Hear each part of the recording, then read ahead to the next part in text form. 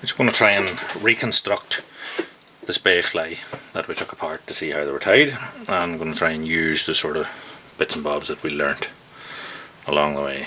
So they seem to use some sort of black tie-in thread or tie-in silk for putting on the gut. So I'll take a bit of that. And I'm going to use the original gut eye that came out of it. And if you look at this here, you can see that he staggered the cut. There was no trimming of the actual strands. It's a double stranded, only 2 strands in that. And that would have given him a little bit of taper. So I'm going to wax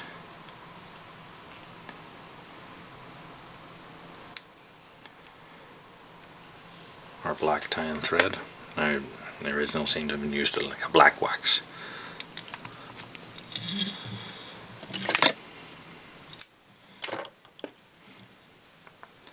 But I can't find mine, so we're going to use normal wax.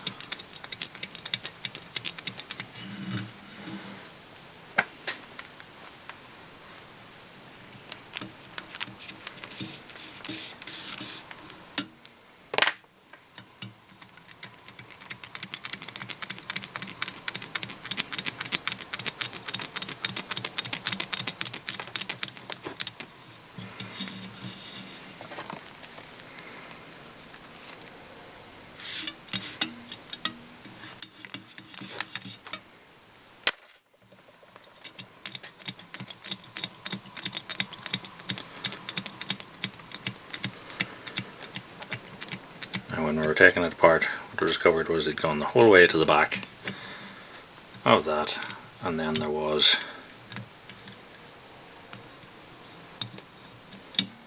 some sort of a half hitch to hold that in place. Then the rest of the tie-in had been done in a different silk, which was quite thick and appeared to be sort of cream, but may actually have been this sort of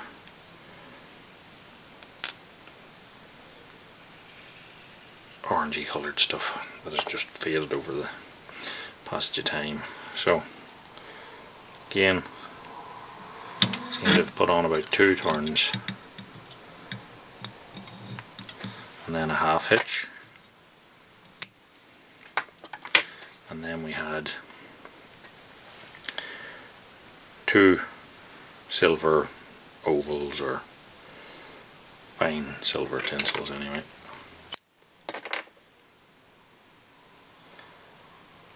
which appeared to be tied in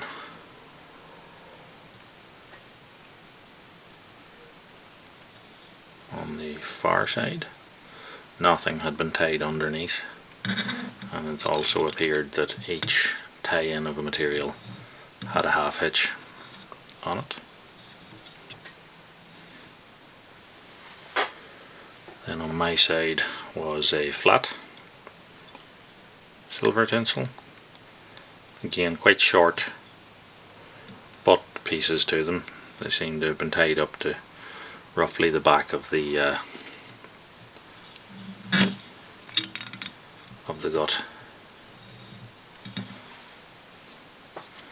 And then we had a Spey hackle.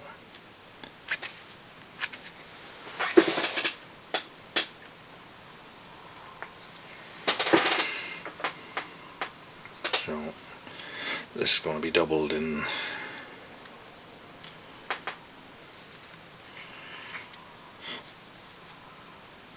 and will be wrapped in the opposite direction.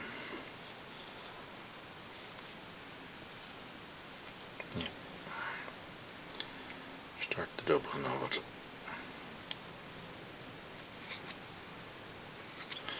And this had also been tied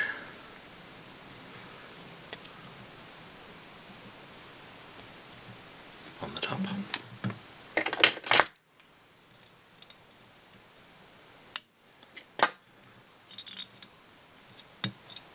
And again, half hitch down. I suppose that just meant that you could let go of your tying thread, go off do something different. Now, on the original, they'd then taken this thread and just done this to it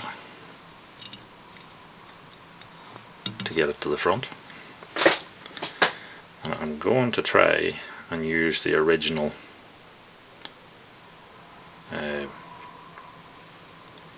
red wool from this fly, if it holds.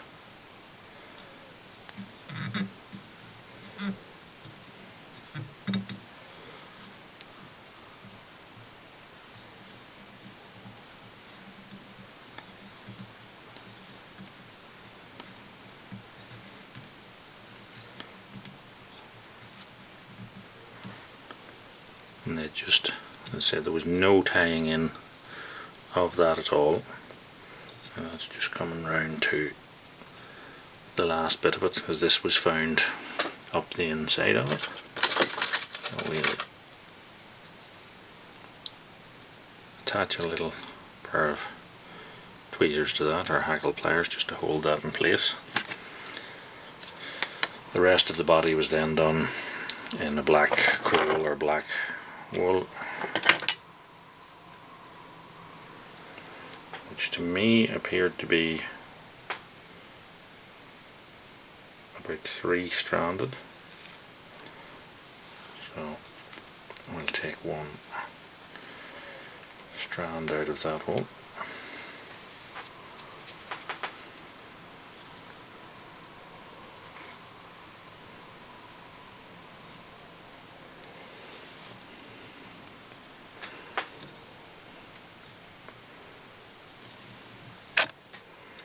Seems very fiddly, but I suppose it did reduce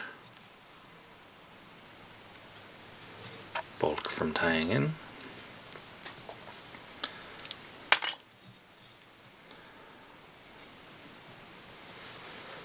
Now this wool appeared to have been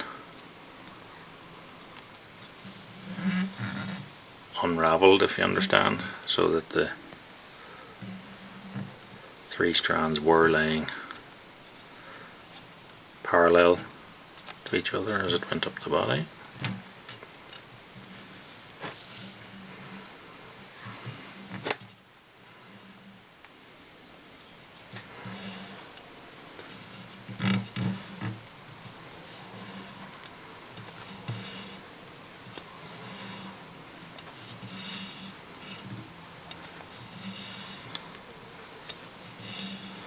The wool wants to twist on itself. I'm having to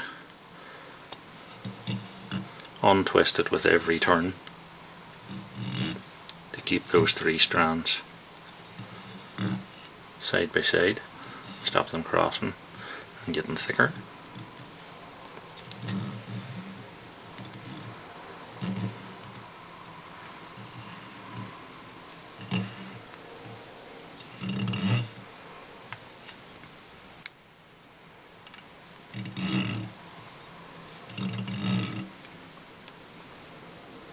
Now,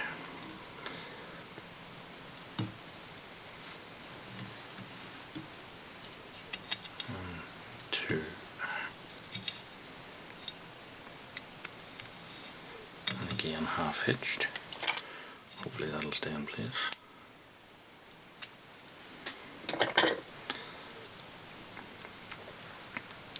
I'm going to take our silver flat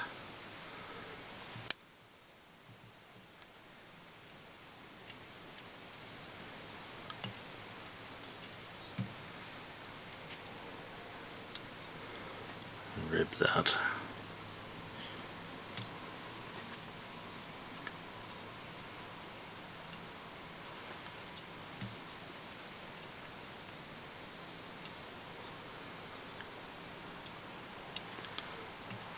And these quite wide turns.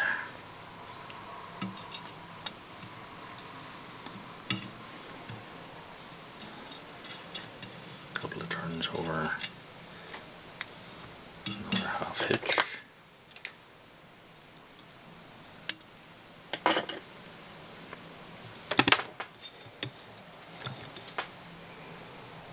take one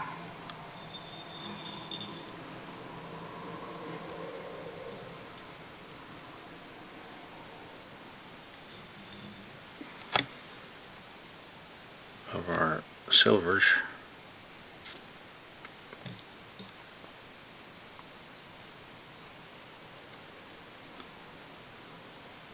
and start to wrap that just behind our flat.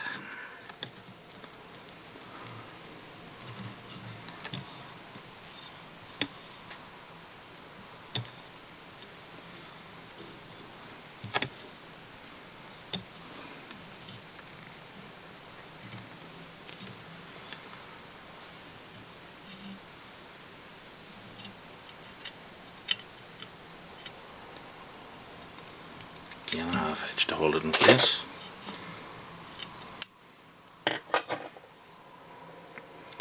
And now came the hackle, which had been doubled. Hopefully it stayed in.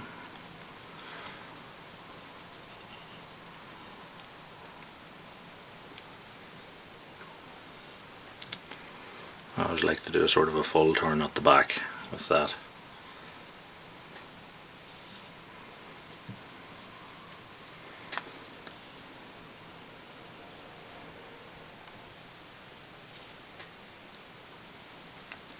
And then I'm trying to come across at roughly the same point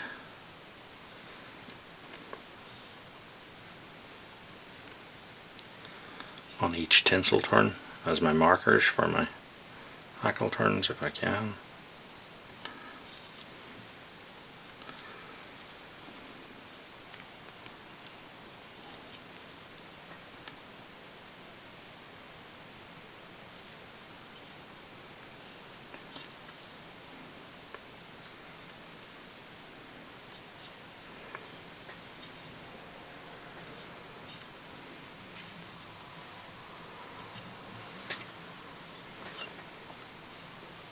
Now, when I took the original apart, there was some unusual goings on with that last turn, the last rib and this one, and I don't really see how he did that without holding both separately. It doesn't seem sensible. So I'm going to take this final tinsel and using a dubbing needle just to part the hackles at the points I want it to go through, so as I'm not trapping down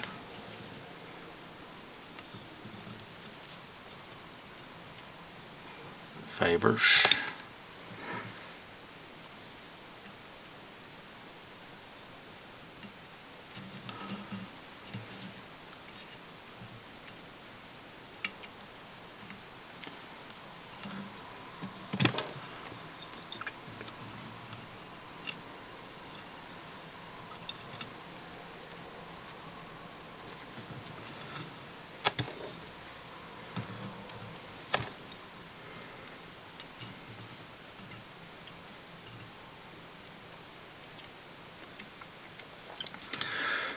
Just notice this is another advantage of the half hitches, because if you just had a bobbin hanging there and you're constantly sort of flipping your fly from one side, now those flies are probably tight in hand maybe, but still if you're rotating back and forward then you could be losing wraps and things could slip out on you.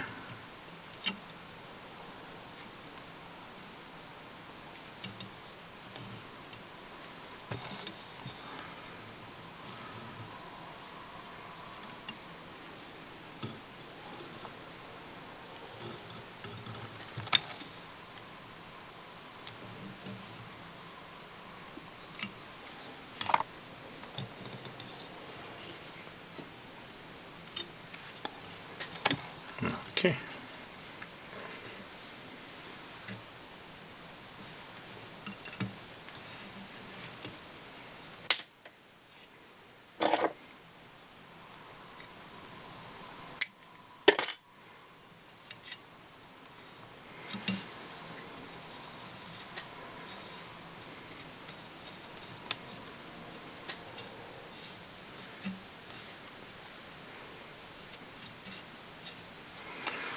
Now, to me, this then appeared to have been varnished at these points, which makes sense if you're only doing one wrap for to hold the thing in place.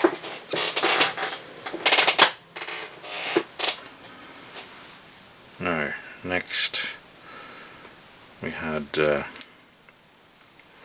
guinea fowl hackles.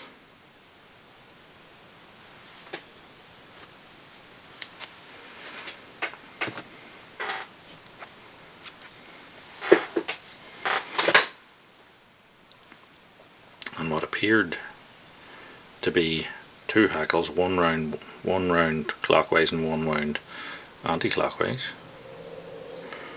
So we're going to see if we can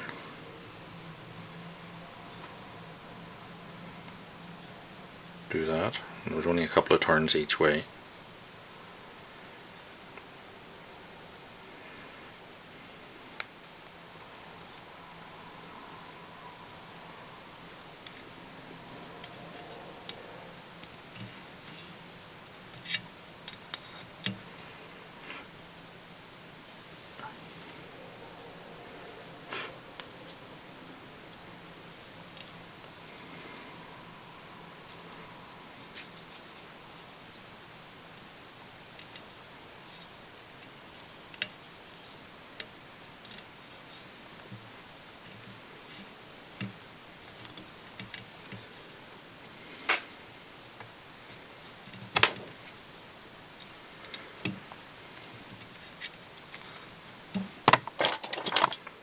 Again, half-edged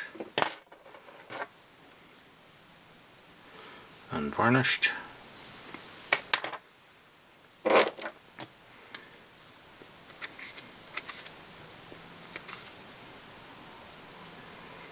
And then another one put on in the opposite direction.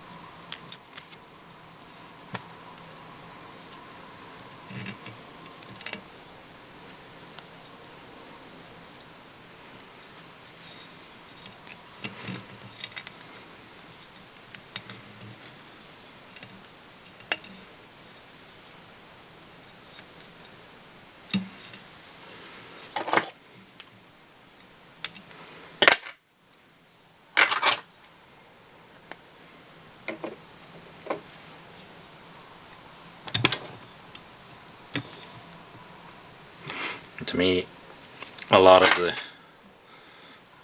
Spey flies, I think, were tied to this point and then set aside for waiting for wings to be put on, possibly as a batch, or possibly they wanted this to set first so as the body didn't fall apart, who knows. So, the wing.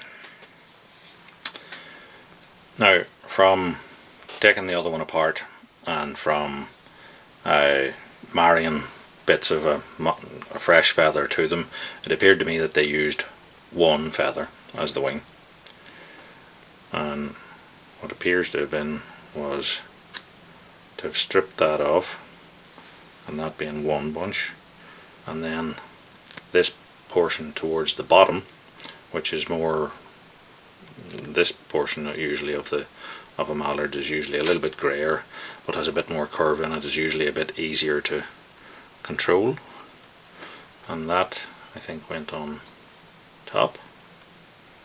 So we had one bunch or slip.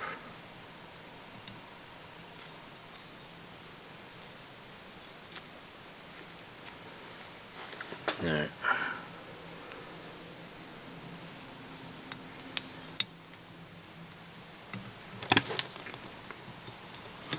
that appears to have been tied on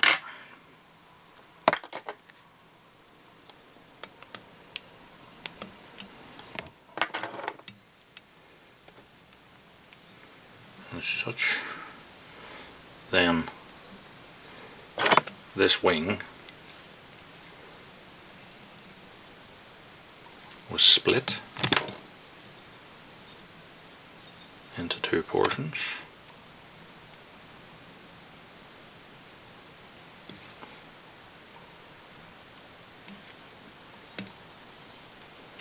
And then there were several, and the one I took apart, there were about 4 or 5 turns in the one direction here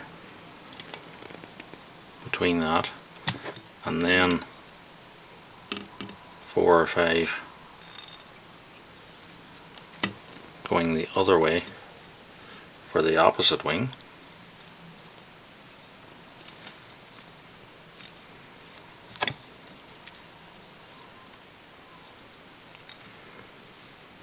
Seems to have split them into two. It's not, if I was tying an exhibition fly, there's no way I'd tie it to look like that, but that has split it the way it was on those flies I took apart. And the wrap here appears the same way as what it did on those other ones. And then what appears to have happened is to have taken all that, pulled it back, and then wrapped in behind it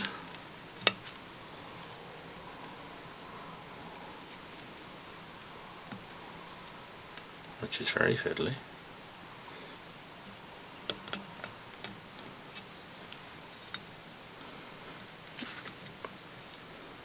And finished off behind the wing.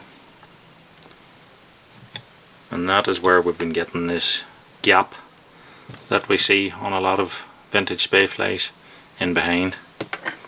Is that I always thought it was that they were putting it on secondary and then tying off in front, but what appears from the ones I took apart is that they were actually doing the whip finish in behind there. And then these ends here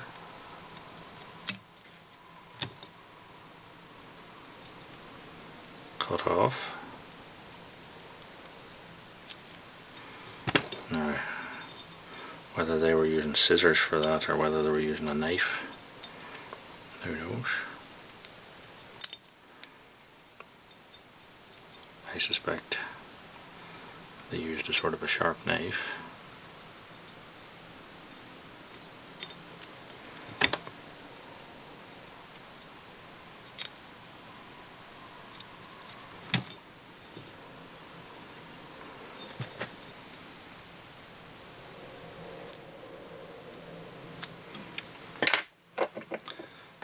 All of this seems to have a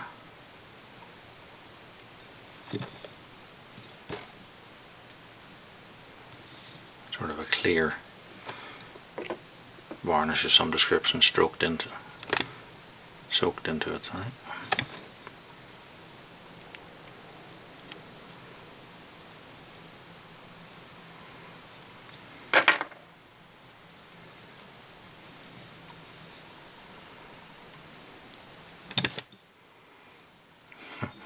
Even now I'm inclined to over-preen the thing, even though it probably is not meant to be that way. But what I've noticed in a lot of old flies that I've taken apart is that the head appeared to have no varnish on it, but some other ones have this sort of brown stuff which is set like Bakelite, and these underbits seem to be varnished in, so I think they were putting like a clear runny stuff in that run in and set this, and then they were putting on some sort of a thicker varnish at the end. And some of the ones I think I can almost see like a fingerprint sort of in, so I think they were moulding the head on with some sort of thick putty kind of stuff, but that has pretty much come out the way it was on those.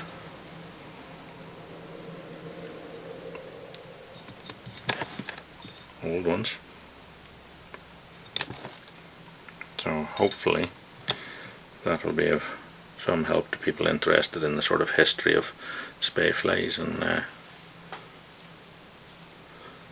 later I'm going to put on, I'll put on a varnish whenever this one has dried.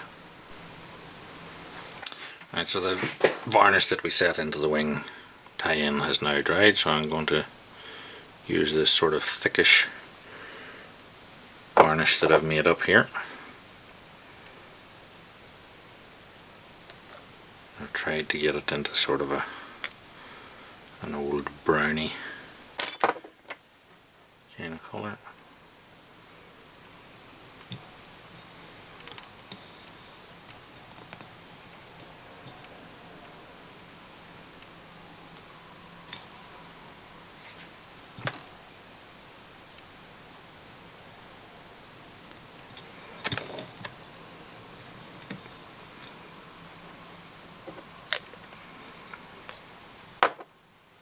And this is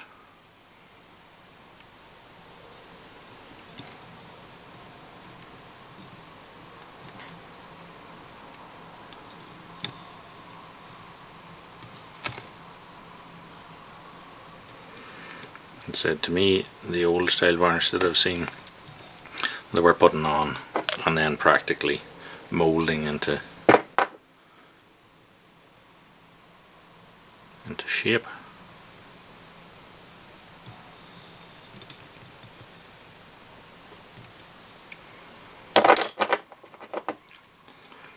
I'm just going to wet my finger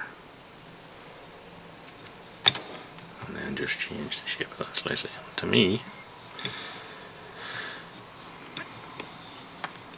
that looks pretty close